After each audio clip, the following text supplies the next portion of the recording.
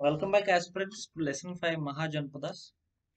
So, friends, before learning this fifth lesson Mahajanpadas of UPSC podcasts, you need to revise or listen the four earlier history podcasts of Syllabus Coach. Only then you will get to know the historical context. So, friends, many of you might have get this dilemma of how can I remember all these terms which come in the Indian history. Friends, in the UPSC perspective, don't bother much about the terminologies and the words. You will obviously remember them if you read the NCERT textbooks. Even NCERT text, I would say NCERT textbooks in itself is enough for preparation of both UPSC prelims, mains, and interview. Okay, just listen to this podcast of mine so that you will understand two, three important things. First one is historical context. Why this particular thing happened at that particular point of time that you I will give you. The second thing, you will be knowing what are the socio and political analysis of that time, why the things were like that. And third one, I will give you how to link these lessons to the UPSC prelims and mains point of view, right? So this lesson is Mahajanpada. Let me explain you what is Mahajanpada. In the later Vedic, I told you, the later Vedic age people have started this agriculture. They have stabilized their agricultural villages. So the king has started ruling Janapadas. Janapadas is a group of villages. So king becomes emperor. He needs a bigger villages, bigger group of villages. So a group of Janapadas will become Mahajanapada. Mahajanapada will be ruled by a emperor. For example, one of the earliest emperors were King Ashoka. King Ashoka belonged to Magadha Empire. So Magadha is an example of Mahajanapada, right? So these Mahajanapadas are called as republics. Republic means what? You should have independence in your own jurisdiction, independence in your own administration. For example, India was independent since 1947, but it was called as a republic only after 1950. Only after Constitution came into effect on 26 January 1950, we are started celebrating Republic Day. Similarly, Mahajanapadas were also called as republics because those emperors were independent of other emperors, right? So there are about 16 Mahajanapadas which we came to know from the literary sources of Buddhists and Jain texts. Friends, here I would like to make you understand the analysis. Okay.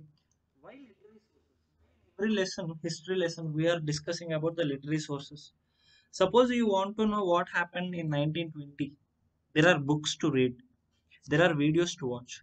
Suppose go back 100 years ago, you want to know what happened in 1800. There are no videos, there are no audios, but you have some photographs, you have some text.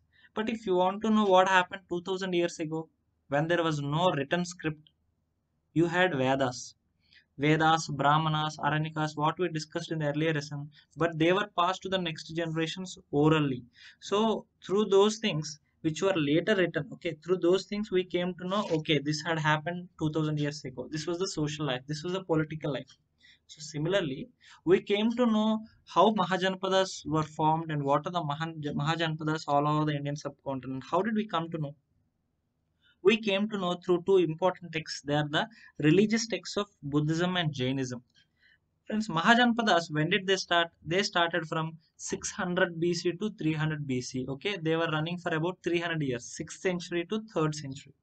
At the same point of time, I would say the 6th century is a watermark or turning point in the ancient Indian history because in the same 6th century BC, Jainism and Buddhism were also started.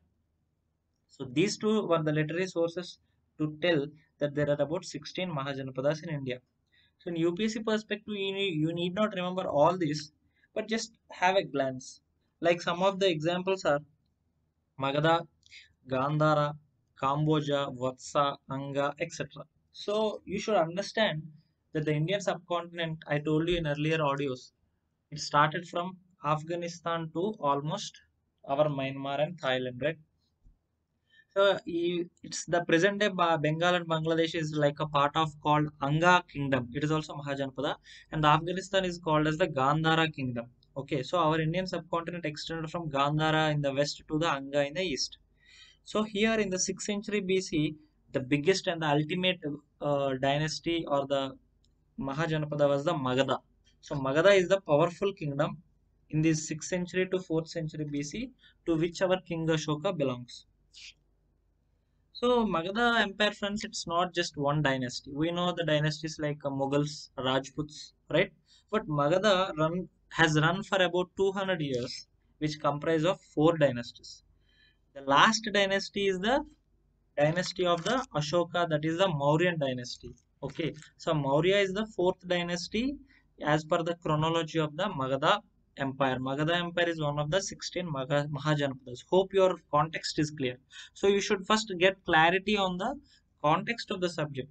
The names is not very important. Okay, the names of the kings is not very important, but you should know what is the chronology and why it has become like that. Okay, so let me explain. Let me tell you what are the first three dynasties before the Mauryan dynasty came. The first three are the Haryanka dynasty, Sisunaga dynasty, Nanda dynasty, and then comes the Mauryan dynasty.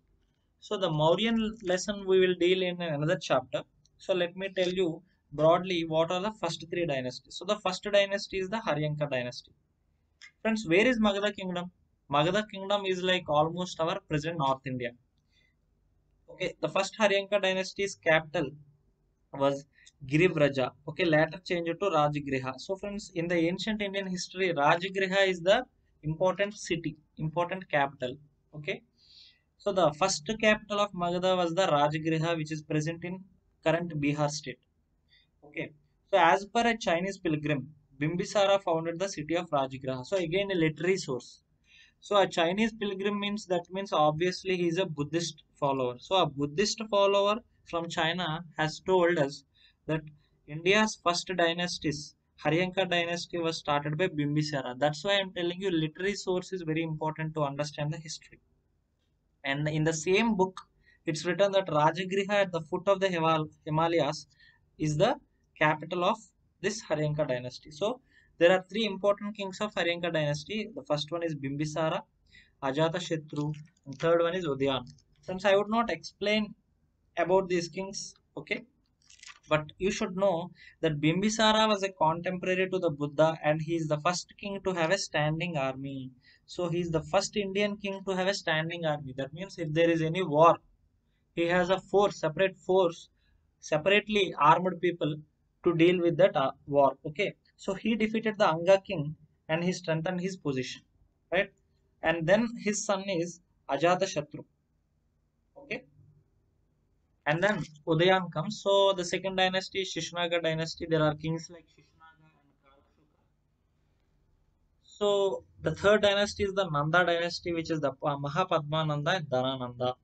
Okay, so just to focus on this called Dhanananda. I told you after Nanda dynasty, Mauryan dynasty came. So the first king of Mauryan dynasty is Chandragupta Maurya. We all know very famously. So this Chandragupta Maurya assisted by Kautilya. Okay, Kautilya or Chanakya. Through his assistance, Chandragupta Maurya has overthrown the Dhanananda of the Nanda dynasty. So the last king of Nanda dynasty is Dhanananda. He was overthrown by Chandragupta Maurya and established the Maurya dynasty, which is the famous dynasty we know, right? So who assisted Chandragupta Maurya? Who is our famous Kautilya or Chanakya, right? Now, I told you that we will be focusing on the Mauryan dynasty later, but you should know what are the causes for the rise of Magadha. The biggest reason, friends, you should know is the iron. Well, you should have a doubt how iron is related to dynasty. I told you in later Vedic age they started learning the use of iron. Why iron? Friends, in early Vedic age, men did not know how to do agriculture because they did not know how to clear the forest. So first you should know how to clear the forest. Further, you should know a use of iron. So because in Vedic age the use of iron started, by the time Mahajanapadas were established, large areas of forest have been cut down and they have started doing more agriculture, more income will come, the kings will become more richer, more army, they can defeat more kingdoms. So that's how iron is related to the kingdom. That's how iron made Janapada to grow into a Mahajanapada. Okay, just like in today's you see, if India gets more taxes, more income, India can easily compete with bigger economies like China and US, right? So similarly, at that point of time, Janapada can become a bigger and stronger, richer Mahajanapada only by clearing more forests and raising more agricultural fields. Okay, the second one is The alluvial soil of the Gangetic Plains. Magadha Janpada is where it is in the present northern plains of India, which are very fertile. So that also helped. Third one is the rise of towns and metallic money. So the trade and commerce increased. Use of elephants. That also helped them winning the wars. And unorthodox character of the Magadhan society. Okay, contribution of several enterprises and ambitious rulers. So because of many ambitious rulers and unorthodox policies, they have been able to win wars against other Mahajanpadas and became the biggest person. So that ends our story. So in the later lessons, we will be learning about Buddhism, Jainism, and in the later lessons, we'll also learn about this Maurya dynasty. So that's it about the Mahajanpadas lesson, friends. If you like this, please like it, comment, subscribe, and also share it to your aspirants. So you should understand. You should. We are also running parallel NCRT lessons, so that will be video explanations. But this is a unique series of podcasts which you can listen at any point of time. Okay, you need not catch phone or laptop in your hand. You should just listen it and put this analysis at the back of your mind, so that while reading NCRT or any other history text, you will have a better understanding, and this will obviously help you in your exam writing.